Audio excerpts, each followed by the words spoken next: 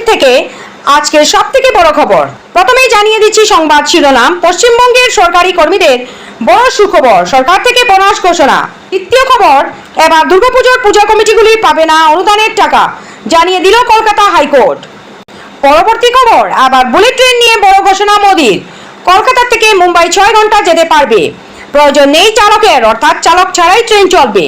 অন্য খবর, ভারতের উপর 50% শুল্ক আরোপ কর নিজের পায়ে কুড়োল মারল ট্রাম্প। এবং শেষ খবর শুনবেন, পুজোর মধ্যে পশ্চিমবঙ্গের মোদি ও অমিত শাহের সফর। এবার শুনুন বিস্তারিত খবর। রাজ্য সরকারি কর্মীদের কপাল খুলল বোনাস ঘোষণা। পশ্চিমবঙ্গের রাজ্য সরকারি কর্মীদের জন্য বড় সুখবর। উৎসবের মরশুমের আগেই সরকারি কর্মীদের অ্যাড হক বোনাস বাড়ানোর ঘোষণা করেছেন নবান্ন। 2025-26 অর্থবর্ষে এই বোনাসের পরিমাণ 6,800 টাকা ধার্য করা হয়েছে, যা গতবারের তুলনায় 800 টাকা বেশি। তবে কারা পাবেন এই বর্ধিত বোনাস? নবান্নের বিজ্ঞপ্তি অনুযায়ী এই বোনাস পেতে হলে একজন কর্মচারীর 31 মার্চ 2025 পর্যন্ত বেসিক বেতন ও মহার্ঘ ভাতা বেসিক ডিএ মিলিয়ে 44,000 টাকার নিচে থাকতে হবে। যদি কোনো কর্মচারীর বেতন এই সীমার উপরে থাকে কিন্তু গত 6 মাসের মধ্যে অত্যন্ত 1 মাসও 44,000 টাকার নিচে থাকে, তবে তিনি এই বোনাসের জন্য যোগ্য বলে বিবেচিত হবেন। এছাড়া এই সুবিধা পেতে হলে একজন কর্মীকে অত্যন্ত 6 মাস ধরে ধারাবাহিকভাবে চাকরিতে থাকতে হবে। যারা পুরো বছর কাজ করেননি তাদের বোনাস প্রো রাটা হিসেবে দেওয়া হবে। কেবল সরকারি কর্মীরাই নন, দৈনিক মজুরি ও চুক্তিভিত্তিক কর্মীরাও এই সুবিধার আওতায় আসছেন। বছরে অত্যন্ত 120 দিন কাজ করলেই তারা উৎসব বোনাস পাবেন। আগের বছর অর্থাৎ 2024-25 অর্থবর্ষে অ্যাড হক বোনাসের পরিমাণ ছিল 6,000 টাকা এবং যোগ্যতার বেতন সীমা ছিল 42,000 টাকা। এবছর বোনাস 800 টাকা এবং যোগ্যতার বেতন সীমা 2,000 টাকা বাড়ানো হয়েছে।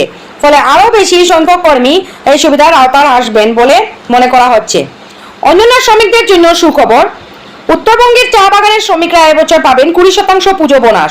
দার্জিলিং, কালিম্পং, কার্শিয়াং, ডুয়ার্স ও তরাই অঞ্চলের সব চা বাগানের এই নিয়ম প্রযোজ্য হবে এবং 15 সেপ্টেম্বরের মধ্যে টাকা দিতে হবে। অন্যদিকে রাজ্য সরকারের ইস্পাত কারখানার শ্রমিকদের বোনাস 200 টাকা বেড়ে হয়েছে 1,100 টাকা। মুসলিম কর্মীরা ঈদ উল ফিতরের আগেই বোনাস পাবেন। অন্যান্য কর্মচারীদের জন্য 15 থেকে 19 সেপ্টেম্বরের মধ্যে এই টাকা দেওয়া হবে বলে নবান্ন জানিয়েছে। এই পুজো কমিটিগুলি পাবে না পুজো অনুদানের 1,10,000 টাকা, স্পষ্ট করে জানিয়ে দিল কলকাতা হাইকোর্ট। দুর্গাপূজার অনুদান নিয়ে রাজ্যকে স্পষ্ট করে জানাতে আগের শুনানিতে নির্দেশ দিয়েছিল কলকাতা হাইকোর্ট। সেই অনুযায়ী এদিন রাজ্য সরকার স্পষ্ট করে জানিয়েছেন, রাজ্য সরকার 48,755টি ক্লাবকে দুর্গাপুজোর অনুদান দেয়। কলকাতা হাইকোর্টের দুর্গাপুজোর অনুদান মামলায় শুনানি বিচারপতি সুজয় পাল ও স্মিতা দাসের ডিভিশন বেঞ্চে উঠেছিল এই মামলা। সেই মামলার শুনানিতে কলকাতা হাইকোর্ট স্পষ্ট করে দিয়েছে কোন কোন ক্লাব দুর্গাপুজোর অনুদান পাবে আর কোন কোন ক্লাব পুজোর অনুদান পাবে না। দুর্গাপুজোর অনুদান নিয়ে রাজ্যকে স্পষ্ট করে জানাতে আগে শুনানিতে নির্দেশ দিয়েছিল কলকাতা হাইকোর্ট। সেই অনুযায়ী এদিন রাজ্য সরকার স্পষ্ট করে জানিয়েছেন, রাজ্য সরকার 41,795টি ক্লাবকে দুর্গাপুজোর অনুদান দেয়, কিন্তু তার মধ্যে মাত্র 3টি ক্লাব অনুদানের খরচের হিসেবে অর্থাৎ ইউটিলাইজেশন সার্টিফিকেট দেয়নি। 3টি ক্লাব শিলিগুড়ির। রাজ্যের দেওয়া তথ্যের পরিপ্রেক্ষিতে বিচারপতি সুজয় পাল মন্তব্য করেন, সংখ্যাটা এত কম যে মাইক্রোস্কোপ লাগবে। কলকাতা হাইকোর্ট অনুদান সংক্রান্ত মামলার আগেই জানিয়ে দিয়েছিল পুজোর 1 মাসের মধ্যে সংশ্লিষ্ট ক্লাবগুলিকে ইউটিলাইজেশন সার্টিফিকেট দিতে হবে। এদিন মামলার শুনানিতে আদালত স্পষ্ট করে জানিয়ে দিয়েছে কোন কোন ক্লাব দুর্গাপুজোর অনুদান পাবে আর কারা কারা পাবে না। কলকাতা হাইকোর্ট বলেছে যে সমস্ত ক্লাব আদালতের নির্দেশ মেনে ইউটিলাইজেশন সার্টিফিকেট দেবে তারাই পরবর্তীকালে অনুদানের যোগ্য, যারা দেবে না তাদের অনুদানের টাকা দেওয়া হবে না। এদিন আদালত স্পষ্ট করে দেয় যারা অনুদানের হিসেবে দেয়নি টাকা পাবে না। দুর্গাপুজোর অনুদান নিয়ে কলকাতা হাইকোর্ট একটি জনস্বার্থ মামলা দায়ের করা হয়েছিল। দাবি করা হয়েছিল সরকারি অর্থের অপব্যবহার করা হচ্ছে। আইনজীবী বিকাশরঞ্জন ভট্টাচার্য ও শামীম আহমদ সওয়াল করেছিল, উপযুক্ত জায়গায় টাকা খরচ না করে বিলিয়ে দিচ্ছে রাজ্য সরকার। যদিও রাজ্যের বক্তব্য ছিল উন্নয়নমূলক প্রকল্পের ব্যবহার করা হচ্ছে। এই টাকা সেফ ড্রাইভ সেভ লাইফ নিয়ে সচেতনতা বৃদ্ধি সহ একাধিক কাজের এই টাকা ব্যয় করা হয়েছিল। চালকের প্রয়োজন নেই, কলকাতা থেকে মুম্বাই 6 ঘন্টায় বুলেট ট্রেন নিয়ে বড় খবর দিলেন মোদি। প্রধানমন্ত্রী নরেন্দ্র মোদীর জাপান সফরকে কেন্দ্র করে ভারতের বুলেট ট্রেন প্রকল্প নিয়ে নতুন করে উন্মাদনা তৈরি হয়েছে। দীর্ঘদিন ধরে চলা এই প্রকল্পের ভবিষ্যৎ নিয়ে জল্পনা কল্পনা অবসান হতে চলেছে বলে খবর। জানা যাচ্ছে এবার E5 সিরিজের পরিবর্তে জাপানের সবচেয়ে আধুনিক E10 সিরিজের বুলেট ট্রেন ভারতে আসছে। জাপানের প্রধানমন্ত্রী মোদী ভারত জাপান শীর্ষ সম্মেলনে যোগ দিতে আগামী বৃহস্পতিবার জাপান সফরে যাচ্ছেন প্রধানমন্ত্রী নরেন্দ্র মোদী। এই সফরে ভারতের বুলেট ট্রেন প্রকল্পের জন্য অত্যন্ত গুরুত্বপূর্ণ হতে চলেছে। শুক্রবার জাপানের প্রধানমন্ত্রী শিগেরু ইশিবার সঙ্গে মোদী মিয়াগির ইস্ট জাপান রেলওয়ে কোম্পানি পরিদর্শনে যেতে পারেন।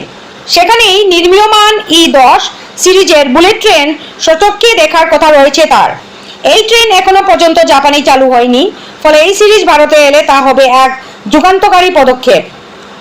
বুলেট ট্রেনের নতুন সিরিজ 2015 সালের চুক্তি অনুযায়ী ভারতে E5 সিরিজ আসার কথা ছিল, কিন্তু এবার জাপানের পক্ষ থেকে প্রস্তাব এসেছে আরও উন্নত E10 সিরিজের। জানা গেছে দুই দেশের আধিকারিকদের মধ্যে এক বিষয়ে প্রাথমিক আলোচনাও সম্পন্ন হয়েছে।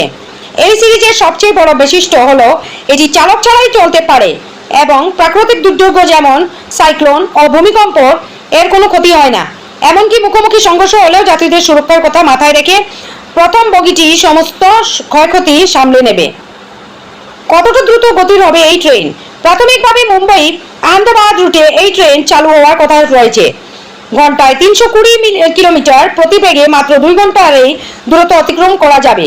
আর কলকাতা থেকে মুম্বাইয়ের মতো দীর্ঘ দূরত্ব পাড়ি দেওয়া যাবে মাত্র 6 ঘন্টা। জাপানে এই নতুন সিরিজ চালু হওয়ার পরে ভারতের পরিষেবা শুরু হবে। বিকশিত ভারত এর লক্ষ্য এটি একটি বড় পদক্ষেপ বলে মনে করা হচ্ছে। ভারতের উপর 50% শুল্ক আরোপ, নিজের পায়ে কুড়োল মারলেন ট্রাম্প, বলেছেন রিপোর্ট। ভারতকে ইন্ডিয়ান ইকোনমি চাপে রাখতে গিয়ে নিজের দেশের মারাত্মক ক্ষতি করেছেন ট্রাম্প। ডোনাল্ড ট্রাম্প সম্প্রতি ভারত মার্কিন অর্থনীতিতে অতিরিক্ত শুল্কের প্রভাব নিয়ে প্রকাশ পেয়েছে একটি রিপোর্ট, যেখানে উঠে এসেছে এই তথ্য। জেনে নিন ঠিক কতটা আর্থিক ক্ষতি হতে চলেছে আমেরিকার।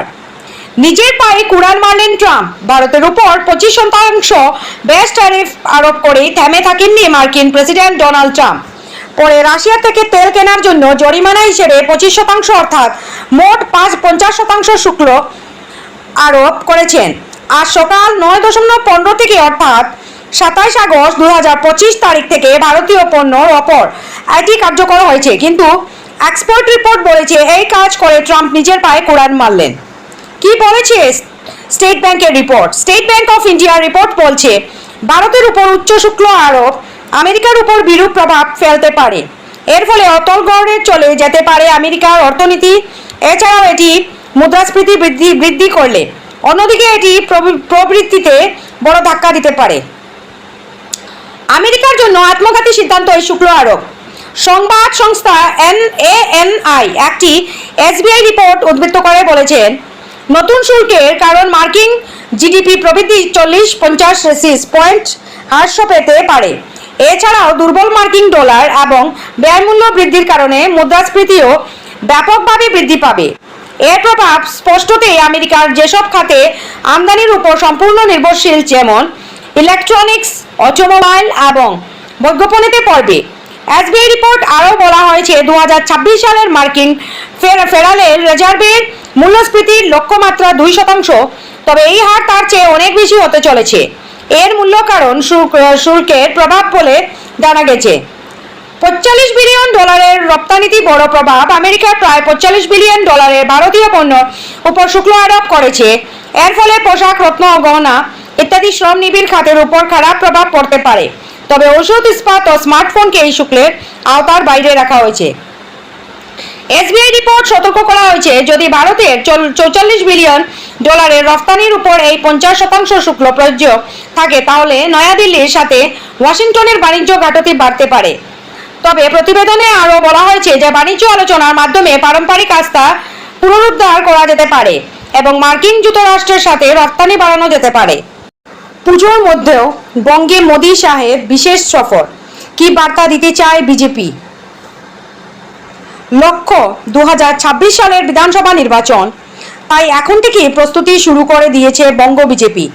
কিন্তু পুজোর ঠিক মুখেই প্রধানমন্ত্রী নরেন্দ্র মোদী এবং কেন্দ্রীয় স্বরাষ্ট্রমন্ত্রী অমিত শাহের বঙ্গ সফর নিয়ে রাজ্য রাজনীতিতে জল্পনা তুঙ্গে। মহালয়ার আগে এবং পরে তাদের এই সফর ঘিরে নানা প্রশ্ন উঠেছে। প্রধানমন্ত্রী নরেন্দ্র মোদীর সফর। সম্প্রতি 22 আগস্ট প্রধানমন্ত্রী নরেন্দ্র মোদী বঙ্গ সফরে এসেছিলেন। সরকারি কর্মসূচির পাশাপাশি দলীয় কর্মীদের সঙ্গেও তার বৈঠক ছিল। সেই সফরের 1 মাসের মধ্যেই তিনি ফের পশ্চিমবঙ্গে আসছেন। 20 সেপ্টেম্বর তার নবদ্বীপে একটি জনসভা করার কথা রয়েছে। অমিত শাহের আগমন মহালয়ার পর, মোদীর সফরের পরের দিনেই মহালয়া, অর্থাৎ দেবীপক্ষের সূচনা। আর ঠিক তার পরদিনেই 22 সেপ্টেম্বর রাজ্য আসছেন অমিত শাহ। তিনি কলকাতার 2টি জনপ্রিয় পুজোর উদ্বোধন করবেন। এর মধ্যে একটি হলো বিজেপি কাউন্সিলর সজল ঘোষের সন্তোষ মিত্র স্কোয়ারের পুজোর এবং অন্যটি সল্টলেকের ইজিটসিসিতে বিজেপির সাংস্কৃতিক শাখার পুজো, যার দায়িত্ব রয়েছেন রুদ্রনীল ঘোষ। কেন এই সময়ে তাদের আগমন? বিজেপি সূত্রের খবর, 2026 সালের বিধানসভা নির্বাচনের আগে দল রাজ্য জুড়ে সাংগঠনিক শক্তি বাড়াতে চাইছে। রাজ্যের 10টি সাংগঠনিক বিভাগের সভাপতিতেই নরেন্দ্র মোদীর জনসভা করার কথা রয়েছে। এর মধ্যে ইতিমধ্যেই আলিপুরদুয়ার, দুর্গাপুর এবং দমদমে তার সভা হয়েছে। বাকি রয়েছে আরও 7টি। এই কারণেই পুজোর মুখেও তাদের ভোট প্রচার কর্মসূচি চলছে। মহালয়ার আগে মোদী এবং মহালয়ার পর মহালয়ার আগে মোদী এবং মহালয়ার পর শাহের এই সফর রাজ্যবাসীর মধ্যে বাড়তি কৌতূহল তৈরি করেছে। অতীতে তারা বঙ্গে এসেছেন, কিন্তু পুজোর এমন ব্যস্ত সময়ে তাদের একযোগে আগমন এবারেই প্রথম।